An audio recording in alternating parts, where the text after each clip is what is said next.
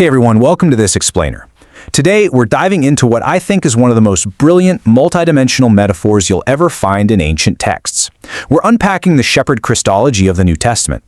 Specifically, we're going to look at how these texts take one very specific image and use it to map out the many different roles of Jesus as a shepherd. And through that, they manage to communicate some truly massive concepts about leadership, sacrifice, and authority.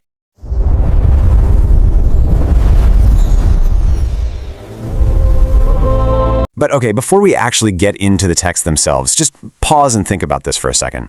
What makes a simple shepherd the ultimate symbol of leadership? I mean, how did this ancient, everyday, and let's be honest, kind of gritty and smelly occupation, herding sheep out on dusty hillsides, a job mostly held by societal outcasts, how did that become the absolute gold standard for explaining cosmic authority? It's a massive leap, and mapping exactly how the texts pull off that leap, well, that's the mystery we're unraveling today. So, let's jump right into Section 1, the pastoral metaphor, exploring shepherd Christology. Just to ground our approach right out of the gate, let's quickly touch on Chistology. As you probably know, this is the theological study of the nature and roles of Christ.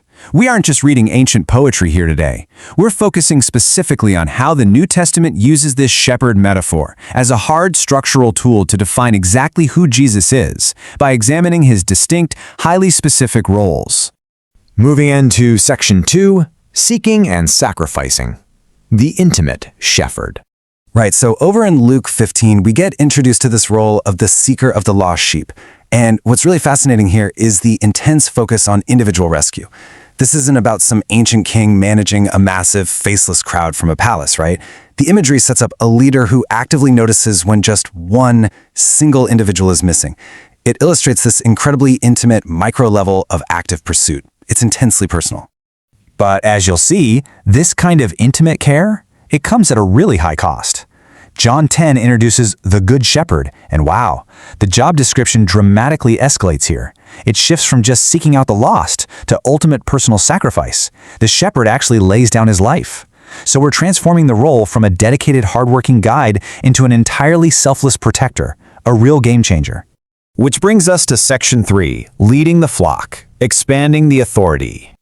Okay, we see a brilliant transition happening here. We shift from the seeker of the lost sheep, that super intimate individual rescue focus, straight to the chief shepherd over in 1 Peter. We've completely zoomed out. Now, a chief shepherd obviously implies the oversight of an entire flock, plus authority over other leaders. The sheer scope of this leadership has expanded from the one all the way to the many. And building right on top of that expanded scope, Hebrews 13 hands us the Great Shepherd. Now this elevates the metaphor way beyond standard earthly management. It implies a leader whose capability, power, and oversight are just so vast that they encompass literally all the needs of a community, guiding them with absolute, total assurance. Yet, and this is absolutely crucial, even as this authority becomes chief and great, it stubbornly remains deeply personal. 1 Peter introduces the shepherd of souls. So we are moving beyond just the physical guidance of, say, finding green grass, to a profound spiritual guardianship over the inner life, the literal soul of the individual. Let's look at Section 4, the Eternal King, Cosmic Authority. Now for the climax. In Revelation 7, we find the eternal shepherd king. Basically, the shepherd is elevated to eternal royalty, seamlessly combining that tender, providing care we've been talking about with supreme, everlasting authority. The dusty boots of the earthly shepherd, they've been completely replaced by the throne of the cosmos. Yet, the fundamental nature of that protective role remains exactly the same. When you trace this progression, it reveals just a masterful layering of meaning. We start in Phase 1 with the seeker in Luke, super focused and intimate. Then Phase 2 introduces the sacrificer in John. Phase 3 scales things way up to the broad leader in Hebrews and Peter. And finally, Phase 4 arrives at the eternal king in Revelation. The biblical authors continuously stretch this original metaphor, taking it quite literally all the way from the pasture to eternity. Finally, Section 5, Why the Metaphor Matters, the complete picture. As we pull this all together, it becomes pretty obvious that no single title can capture this whole picture.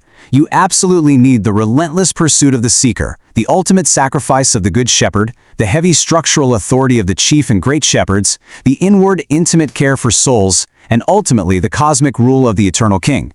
Together, these distinct roles form a highly structured, wonderfully comprehensive profile of leadership.